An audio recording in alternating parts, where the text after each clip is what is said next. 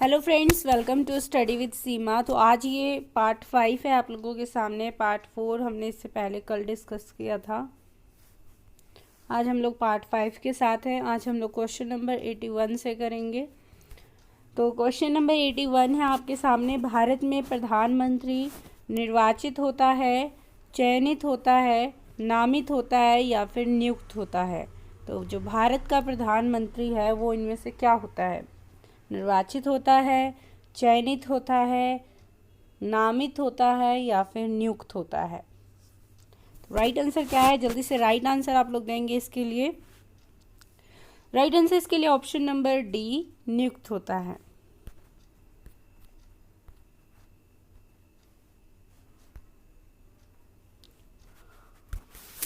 भारत के संविधान के अनुच्छेद 74(1) में स्पष्ट रूप से उल्लेख है कि राष्ट्रपति की सहायता एवं सलाह के लिए मंत्री परिषद होगी, जिसका प्रधान प्रधानमंत्री होगा। वह अनिवार्यतः ऐसे व्यक्ति को प्रधानमंत्री नियुक्त करता है जो उस दल का नेता है जिसका लोकसभा में बहुमत है, या ऐसा व्यक्ति है जो अन्य राजनीतिक दलों का समर्थन प्राप्त करके लोकसभा का विश्वास जीत लेगा। तो ठीक है, प्रधानमंत्री भारत का क्या होता है? राष्ट्रपति द्वारा नियुक्त होता है। क्वेश्चन नंबर 82, वित्त विधेयक के संबंध में निम्नलिखित में से कौन सा कथन सही है? यह राज्यसभा में प्रस्तुत होता है, यह संसद के किसी भी सदन में प्रस्तुत किया जा सकता है, यह लोकसभा में प्रस्तुत नहीं किया जा सकता है, यह लोकसभा में प्रस्तुत किया जाता है। तो वित्त विधेयक के संबंध में राइट स्टेटमेंट बताना है आपको क्या है। राइट आंसर है इसके लिए ऑप्शन नंबर डी, यह लोकसभा में प्रस्तुत किया जाता है। धन विधेयक का उल्लेख भारतीय संविधान के अनुच्छेद 110(1) में किया गया है। प्रत्येक धन विधेयक वित्त विधेयक होता है, किंतु प्रत्येक वित्त विधेयक धन विधेयक नहीं होता है। वित्त एवं धन विधेयक दोनों को लोकसभा में ही प्रस्तुत किया जा सकता है, जिसके लिए राष्ट्रपति की पूर्व अनुमति आवश्यक है। राष्ट्रपति वित्त विधेयक को पुनर्विचार के लिए सदनों को वापस लौटा सकता है। क्वेश्चन नंबर 83, संसद के दोनों सदनों की संयुक्त बैठक की अध्यक्षता कौन करता है? लोकसभा का स्पीकर, भारत का राष्ट्रपति, राज्यसभा का सभापति या फिर भारत का प्रधानमंत्री? तो दोनों सदनों की संयुक्त बैठक की अध्यक्षता कौन करता है? लोकसभा का स्पीकर। संविधान के अनुच्छेद 108 के अंतर्गत संसद के दोनों सदनों लोकसभा और राज्यसभा की संयुक्त बैठक की व्यवस्था की गई है। इसके अंतर्गत किसी विधेयक पर गतिरोध उत्पन्न होने की स्थिति में राष्ट्रपति द्वारा संयुक्त बैठक बुलाई अथवा आहूत की जा सकती है। दोनों सदनों की संयुक्त बैठक की अध्यक्षता लोकसभा अध्यक्ष द्वारा की जाती है तथा उसकी अनुपस्थिति में लोकसभा उपाध्यक्ष द्वारा संयुक्त बैठक की अध्यक्षता की जाती है। अगर लोकसभा अध्यक्ष उपस्थित नहीं है तो कौन करेगा? लोकसभा उपाध्यक्ष। क्वेश्चन नंबर 84, भारतीय संसद के संयुक्त अधिवेशन की अध्यक्षता कौन करता है? कौन करता है? लोकसभा का अध्यक्ष। भारतीय संविधान के अनुच्छेद 118(4) के अनुसार संसद के दोनों सदनों की संयुक्त बैठक की अध्यक्षता लोकसभा अध्यक्ष करता है। तो ये आर्टिकल भी आपको याद रखना है। क्वेश्चन नंबर 85, भारतीय संविधान के अनुच्छेद 108 के अंतर्गत लोकसभा और राज्यसभा की संयुक्त बैठक कौन आहूत करता है? भारत का राष्ट्रपति, लोकसभा अध्यक्ष, प्रधानमंत्री या फिर राज्यसभा का सभापति? तो संयुक्त बैठक को आहूत कौन करता है? भारत का राष्ट्रपति। क्वेश्चन नंबर 86, भारतीय संसद के दोनों सदनों की संयुक्त बैठक किस संबंध में होती है? संविधान संशोधन विधेयक के संबंध में, धन विधेयक के, सामान्य विधेयक के या फिर उपराष्ट्रपति के निर्वाचन के संबंध में? तो संयुक्त बैठक किस संबंध में होती है? Right answer option number C, सामान्य विधेयक के संबंध में। भारतीय संविधान के अनुच्छेद 108 के तहत संयुक्त बैठक की व्यवस्था की गई है। संयुक्त बैठक केवल साधारण विधेयक के संबंध में बुलाई जा सकती है, धन विधेयक के संबंध में नहीं। दोनों सदनों की अब तक 3 बार संयुक्त बैठक बुलाई गई है और इसकी अध्यक्षता लोकसभा अध्यक्ष करते हैं। क्वेश्चन नंबर 87, निम्नलिखित संसदीय समितियों में से कौन सी वित्तीय समिति नहीं है? प्राक्कलन समिति, आश्वासन समिति, लोक लेखक समिति या फिर लोक उपक्रम समिति। तो कौन सी एक वित्तीय समिति नहीं है, आपको बताना है। Right answer option number B, आश्वासन समिति। संविधान में वित्त समितियों के अंतर्गत लोक लेखा समिति, प्राक्कलन समिति तथा सार्वजनिक उपक्रम समिति को शामिल किया जाता है। आश्वासन समिति वित्तीय समिति नहीं है। क्वेश्चन नंबर 88, भारतीय संसद में विभागों से संबंधित कितनी समितियों का गठन किया गया है? 3, 16, 24 या फिर 30। तो विभागों से संबंधित भारतीय संसद में कितनी समितियां हैं, आपको बताना है। राइट आंसर बताइए जल्दी से इसके लिए।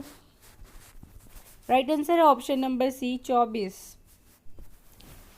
विभागों से संबंधित स्थायी समितियों की संख्या 24 है, जिनके क्षेत्राधिकार में भारत सरकार के सभी मंत्रालय एवं विभाग आते हैं। इनमें से प्रत्येक समिति में 31 सदस्य होते हैं, लोकसभा से 21 होते हैं और 10 राज्यसभा से होते हैं, जिन्हें लोकसभा अध्यक्ष तथा राज्यसभा के सभापति द्वारा नाम निर्दिष्ट किया जाता है। इन समितियों का कार्यकाल 1 वर्ष से अधिक होगा।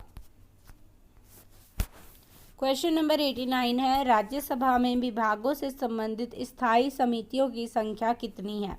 16, 10, 8 या फिर 6। तो कितनी है? 8।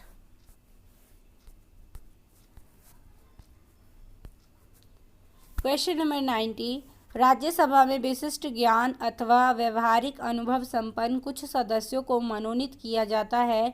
वे निम्नलिखित में से किस क्षेत्र के होते हैं? साहित्य, विज्ञान, कला एवं समाज सेवा, उपयुक्त सभी। तो राइट आंसर क्या है? उपयुक्त सभी। इन सभी क्षेत्रों से 12 सदस्यों को राज्यसभा में राष्ट्रपति द्वारा मनोनीत किया जाता है। साहित्य, विज्ञान और कला एवं समाज सेवा। भारतीय संविधान के अनुच्छेद 80 के अनुसार राष्ट्रपति द्वारा राज्यसभा में साहित्य, विज्ञान, कला एवं समाज सेवा के क्षेत्र में विशेष ज्ञान या अनुभव रखने वाले व्यक्तियों को प्रतिनिधित्व देने के लिए 12 सदस्यों को मनोनीत किया जाता है। क्वेश्चन नंबर 91, निम्नलिखित में से किन सिद्धांतों के आधार पर भारत में संसदीय प्रणाली वाली सरकार कार्य करती है? नाम मात्र का कार्यकारी अध्यक्ष, उपराष्ट्रपति की उच्च सदन की अध्यक्षता, मंत्रिपरिषद में वास्तविक कार्यकारी अधिकारों का होना, कार्यकारिणी का निम्न सदन के प्रति उत्तरदायित्व। तो कूट में से आंसर करिए आप लोग।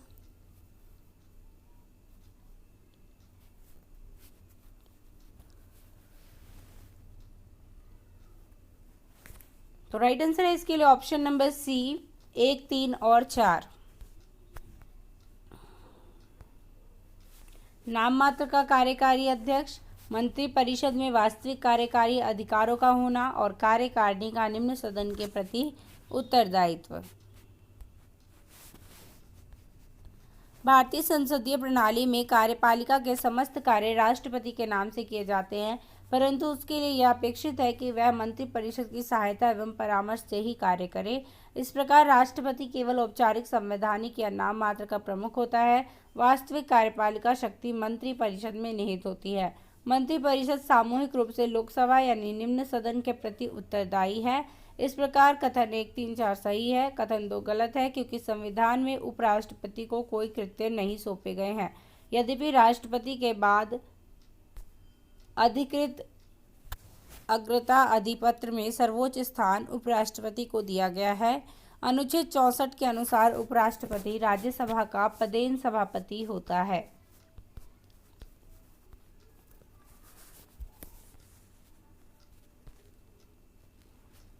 क्वेश्चन नंबर 92, निम्नलिखित में से कौन लोक लेखा समिति के अध्यक्ष की नियुक्ति करता है? केंद्रीय वित्त मंत्री, लोकसभा में विपक्ष का नेता, राज्यसभा में का सभापति या फिर लोकसभा का अध्यक्ष। तो कौन लोक लेखा समिति के अध्यक्ष की नियुक्ति करता है? राइट आंसर है ऑप्शन नंबर डी, लोकसभा का अध्यक्ष लोक लेखा समिति के अध्यक्ष की नियुक्ति करता है। लोक लेखा समिति लोक व्ययों पर नियंत्रण रखने वाली एक संसदीय समिति है। लोक लेखा समिति के अध्यक्ष की नियुक्ति लोकसभा अध्यक्ष द्वारा की जाती है। सामान्यतः विपक्ष के लोकसभा सदस्यों को इसका अध्यक्ष नियुक्त किया जाता है। लोक लेखा समिति द्वारा अपनी रिपोर्ट लोकसभा अध्यक्ष को प्रस्तुत की जाती है। क्वेश्चन नंबर 93, संसद की लोक लेखा समिति के अध्यक्ष का नाम मनोनीत कौन करता है? प्रधानमंत्री, राष्ट्रपति, लोकसभा का अध्यक्ष, राज्यसभा का सभापति। तो लोक लेखा समिति के अध्यक्ष का कौन नाम मनोनीत करता है? Right answer option number C, Lok Sabha अध्यक्ष। क्वेश्चन नंबर 94, भारतीय संसद की समितियों में सबसे महत्वपूर्ण है लोक लेखा समिति, प्राक्कलन समिति, सार्वजनिक उपक्रमों की समिति, अधीनस्थ विधायन की समिति। तो भारतीय संसद की समितियों में सबसे महत्वपूर्ण कौन सी समिति है? Right answer option number A, लोक लेखा समिति। भारतीय संसद की समितियों में लोक लेखा समिति सबसे महत्वपूर्ण समिति है। इसका उद्देश्य लोक व्यय के दुरुपयोग एवं अनियमितताओं को सदन के समक्ष उजागर करना है। यह उन लोक प्राधिकारियों के विरुद्ध कार्यवाही की सिफारिश करती है जो व्यय के दुरुपयोग हेतु उत्तरदायी पाए जाते हैं। समिति नियंत्रक एवं महालेखा परीक्षक की रिपोर्ट को आधार मानकर लोक व्ययों का प्रतिपरीक्षण करती है। सामान्यतः विपक्ष के लोकसभा सदस्य को इसका अध्यक्ष नियुक्त किए जाने की प्रथा है। 1967-68 से लोक लेखा समिति द्वारा अपनी रिपोर्ट लोकसभा के स्पीकर को प्रस्तुत की जाती है। संसदीय समितियां दो प्रकार की होती हैं, स्थायी समितियां तथा तदर्थ समितियां। स्थायी समितियां स्थायी एवं नियमित समितियां हैं। इनका कार्य अनवरत प्रकृति का होता है। वित्तीय समितियां, विभागों से संबंधित स्थायी समितियां तथा कुछ अन्य समितियां स्थायी समितियों की श्रेणी के अंतर्गत आती हैं। तदर्थ समितियां किसी विशिष्ट प्रयोजन के लिए नियुक्त की जाती हैं और जब वे अपना काम समाप्त कर लेती हैं तथा अपना प्रतिवेदन प्रस्तुत कर देती हैं तब उनका अस्तित्व समाप्त हो जाता है। प्रमुख तदर्थ समितियां विधेयकों संबंधी प्रवर तथा संयुक्त समितियां हैं। रेल अभिसमय समिति, संसद भवन परिसर में खाद्य प्रबंधन समिति, संयुक्त समिति इत्यादि भी तदर्थ समितियों की श्रेणी में आती है। क्वेश्चन नंबर 95, भारतीय संसद की सबसे महत्वपूर्ण समिति कौन सी है? लोक लेखा समिति, प्राक्कलन समिति, लोक आश्वासन समिति या फिर याचना समिति। तो कौन सी सबसे महत्वपूर्ण समिति है भारतीय संसद की? लोक लेखा समिति। लोक लेखा समिति पब्लिक अकाउंट कमेटी लोक व्ययों पर नियंत्रण रखने वाली एक संसदीय समिति है। यह समिति भारत सरकार के विनियोग, लेखा और उन पर नियंत्रक तथा महालेखा परीक्षक के प्रतिवेदन की जांच करती है। दोनों सदनों द्वारा निर्वाचित कुल 22 सदस्य इस समिति के सदस्य होते हैं। 15 सदस्य लोकसभा से और 7 राज्यसभा से। इस समिति का कार्यकाल 1 वर्ष का होता है। तो आज के सेशन में हम इतना ही करेंगे। नेक्स्ट वीडियो में हम इसके आगे के सेशन को करेंगे क्वेश्चन नंबर 96 से। तो मिलते हैं एक नेक्स्ट वीडियो में। आई होप आपको ये सेशन पसंद आया होगा। Thank you for watching.